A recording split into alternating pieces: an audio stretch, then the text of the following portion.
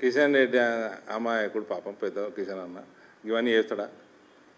ఆయన పని ఆయన చేసుకుంటూ పోయేటోడు ఆయన.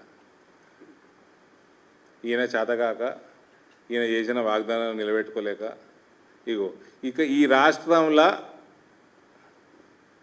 అడ్మినిస్ట్రేటివ్ వ్యాక్యూమ్ ఉన్నది. ఎమ్మెల్సీ ఎన్నికల ఫలితాలు దానికే నిదర్శనం. ఆ సౌత్లో కూడా కాంగ్రెస్ వాళ్ళు బలపరిచిర్రా క్యాండిడేట్ని. ఇప్పుడు అది ఒకటి గెలిచింది కదా టీచర్స్, అది ఆడ బీజేపీ బలంగా లేదు కాబట్టి వేసిన ఓటు. ఆడ బీజేపీ బలపడ్డ రోజు అది కూడా ఏరాడ.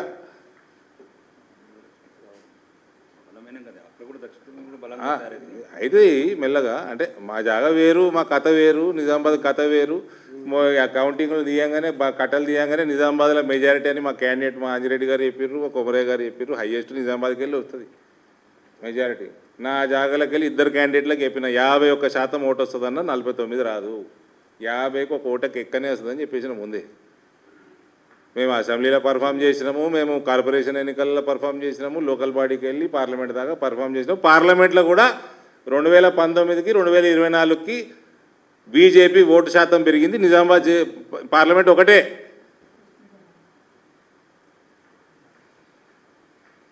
మార్జిన్లు చూడకూడదు. పార్టీకి ఏ ఓటు శాతం ఎక్కడెక్కొచ్చింది చూసుకోవాలి. మార్జిన్ అవతల అపోజిషన్ పార్టీ ఓటు స్ప్లిట్ అయితే మన మార్జిన్ పెరుగుతుంది, స్ప్లిట్ కాకుండా మార్జిన్ తగ్గుతుంది. బీజేపీ ఓటు శాతం ఎక్కడ పెరిగింది అంటే నిజామాబాద్ పార్లమెంటే పెరిగింది. 19కి 24, 45 to 48 అయింది.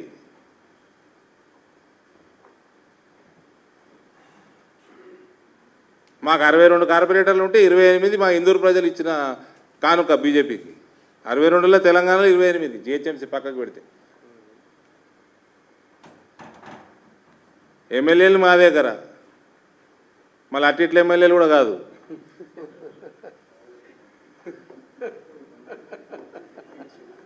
ఇద్దరు కాంట్రాస్ట్ మా దగ్గర. ధనపాలనేమో చాలా సౌమ్యుడు. ఇక రాకేష్ రెడ్డి నేను చెప్పాల్సిన అవసరం లేదు మీకు. ఓట్లు సీట్లు ఇలా ఎమ్మెల్సీలకు కూడా నేను చూడకుండా కూడా చెప్తున్నా, మ్యాక్సిమం ఓట్ శాతం నిజామాబాద్ జిల్లాకి వెళ్ళి ఉంటుంది ఈ 2 ఎమ్మెల్సీలకు.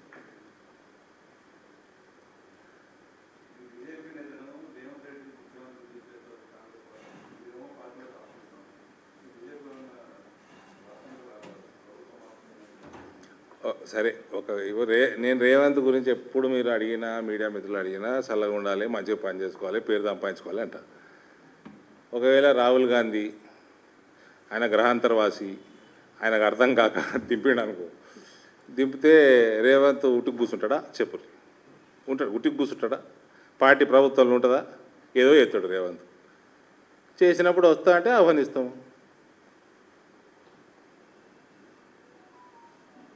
నా తరఫున ఆహ్వానిస్తాం. మరి డెసిషన్ నా చేతిలో లేదు. డెసిషన్ మళ్ళీ కిషన్ అన్నం తిట్టిండు అన్నావు, మరి కిషన్ అన్నం తీసుకోండి డెసిషన్.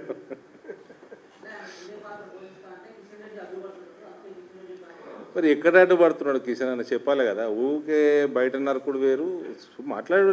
దేనికి అడ్డుపడ్డాడు? చెప్పండి. మూసీకి నీ ప్రణాళిక నువ్వేమైనా ప్రపోజల్ పంపినావా? సెంట్రల్ ప్రపోజల్ పంపితే కాపీ. ఎక్కడది మూసీ బ్రదర్? ఆ హైడ్రా ఎడ తిరుగుతుంది ఇవాళ క్రేను, అదే జేసీబీ ఎడ తిరుగుతుంది? సినిమాలో అందరూ భయపెట్టించిండు, రియల్ ఎస్టేట్ మొత్తం నాశనం చేసిర్రు, హైదరాబాద్ ఆమ్దాని మొత్తం ఖతం పట్టించిర్రు, రిజిస్ట్రార్లు అందరూ ఖాళీగా ఉన్నారు, దొంగలు కొట్టుకుంటుర్రు. అటు ఇటు చేసి హైదరాబాద్ మీద ఏం పగ ఉన్నదో చెప్పాలి రేవంత్కి. ఏదో పగబట్టిండు హైదరాబాద్ని. ఇది ఏ రాష్ట్రం కోసం?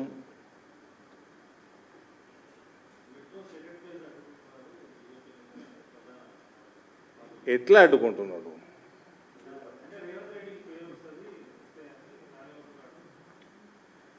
ఎట్లా అడ్డుకుంటున్నాడు అంటే ఏంది? On what ground? ఇప్పుడు మా దగ్గర ఎట్లుంటుంది చెప్పాలన్నా, ఇక్కడ మెట్రో ఈ ప్రాంతానికి సిటీకి సంబంధించింది. ఆర్మూరు ఆదిలాబాద్ లైన్ అవుట్ ఉంది పెండింగ్ అనేక సంవత్సరాల నుంచి. That is central state government ఒక జేవీ. కేసీఆర్ సంతకమే పెట్టలే, ఫండ్స్ ఇచ్చిన తర్వాత సంతకమే పెట్టలే. కానీ ఇది పెండింగ్ ఉన్నది, ఇది పెండింగ్ ఉన్నది, ఇది పెండింగ్ అంటారు. ట్రైబల్ యూనివర్సిటీకి జాగానే ఇయ్యలే సంవత్సరాలు. జాగ ఇచ్చిన సంవత్సరం యూనివర్సిటీ పనులు స్టార్ట్ అయినాయి. వరంగల్ మన ఈ కోచ్ ఫ్యాక్టరీకి వ్యాగన్ ఫ్యాక్టరీ స్టార్ట్ అవుతుంటే దానికి జాగ ఇయ్యలే మస్తు రోజులు.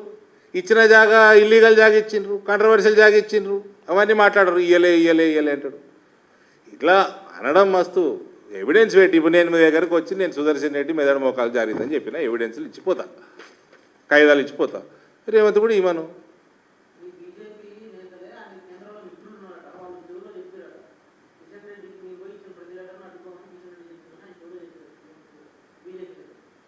బీజేపీ నేతలు రేవంత్ మిత్రులు ఉన్నారా?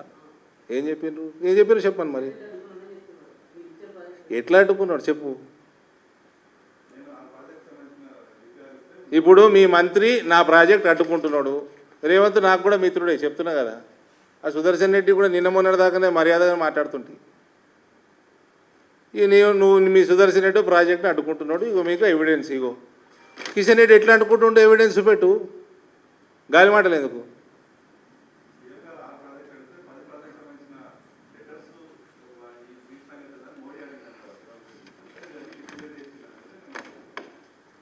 అర్థం కాలేదు బ్రదర్.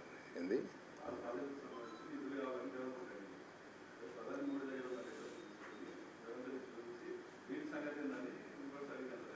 ఏ ప్రాజెక్ట్ అడిగిండు, ఆయన ఏం లెటర్ అడిగిండు, ఒక్క ప్రాజెక్ట్ ఎగ్జాంపుల్ చెప్పు. ఆ ప్రాజెక్ట్ కండిషన్ లేనిది నీ వాటా పైసలు ఇచ్చినవా, నువ్వు భూమి సేకరించి ఇచ్చినవా, నువ్వు మూసీ ప్రక్షాళనకు నిధులు ఎడుకెళ్ళి తెస్తావు, నీ డిపిఆర్ ఏంది, మూసీ నీ హైడ్రా ఖాళీ చేస్తా అన్నావు, అక్కడ ఎక్కడైతే ఎన్క్రోచ్మెంట్లు ఉన్నాయో మూసీ అటుపక్క ఇటుపక్క అవి ఎంతవరకు వచ్చింది, నీ ఓల్డ్ సిటీకి జేసీబీ పోలే, ఓ నాగార్జునది గులగొట్టిండు, ఇంకో సినిమా అనేది గులగొట్టిండు, సినిమాలతో పంచాయతీ పెట్టుకున్నాడు, వాళ్ళు పరిశాను, ఇటు హైదరాబాదు రియల్ ఎస్టేట్ డమాల్.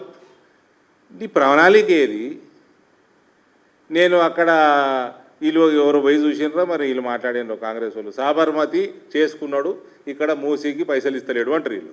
సాబర్మతి చేసుకున్నాడు, అక్కడ చాలా మందిని ఇల్లు కూలగొట్టిండు. ఆయన కూడా కూలగొట్టకంటే ముందు 1000 ఫ్లాట్లు కట్టిండు అహ్మదాబాద్ పట్టణం మధ్యలో నడిఒడ్డున.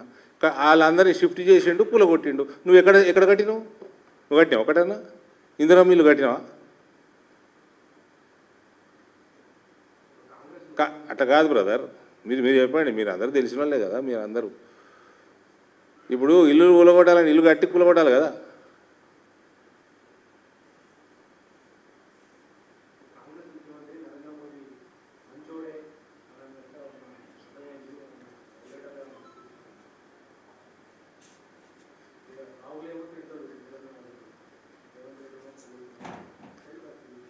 మరి ఫ్యూచర్లో ఏమన్నా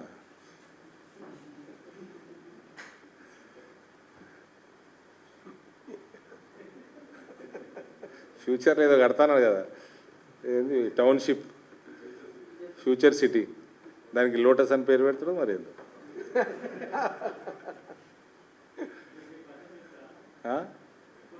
ఎందుకు ఏం బ్రదర్, కమలం పువ్వు పెట్టుకుంటా పేరు పెట్టుకుంటా అంటే అయ్యమా?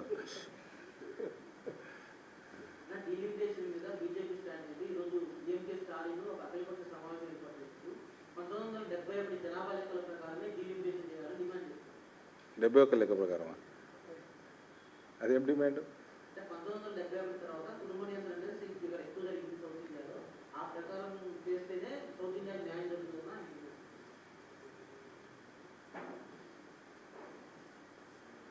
నైన్టీన్ 71 మీద చేయాలి అనటము అంటే మతి ఉండి మాట్లాడుతున్నాడా? ఆయనకు కూడా ఏదో బీమార్ వచ్చినట్టుంది ఈ మధ్య.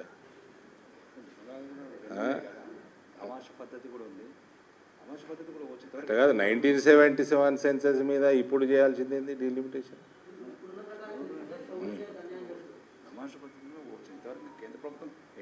వీళ్ళందరూ నేర్పిస్తారా అండి కేంద్ర ప్రభుత్వానికి? ఏం చేయాలో తెలుసు మాకు. ఎట్లా నష్టపోతాయి? ఎందుకు తగ్గుతాయి? జనాభాకు ఇది డెమోక్రసీ. ప్రజల తగ్గట్టు మనం ఉంటామా? సౌత్ ఇండియా పాపులేషన్ ఎంత, నార్త్ ఇండియా పాపులేషన్ ఎంత, ఈశాన్యం పాపులేషన్ ఎంత, ఇటు వెస్ట్ పాపులేషన్ ఎంత?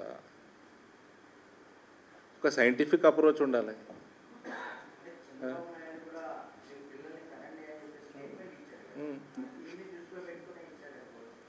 ఇస్తే అదో పద్ధతి ఆఫ్ అప్రోచ్.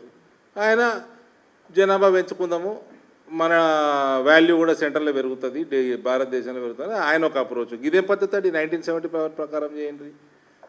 ఈ వీడియో మీకు నచ్చినట్టయితే లైక్ చేయండి, 10 మందికి షేర్ చేయండి. అలాగే కామెంట్ల రూపంలో మీ అభిప్రాయాలను మాతో పంచుకోండి. Nationalist hub group of channels ను సబ్స్క్రైబ్ చేసుకుని తెలుగునాట జాతీయవాద జర్నలిజాన్ని ప్రోత్సహించండి. ఈ వీడియో కింద ఉన్న బెల్ ఐకాన్ పై క్లిక్ చేయడం మర్చిపోవద్దు.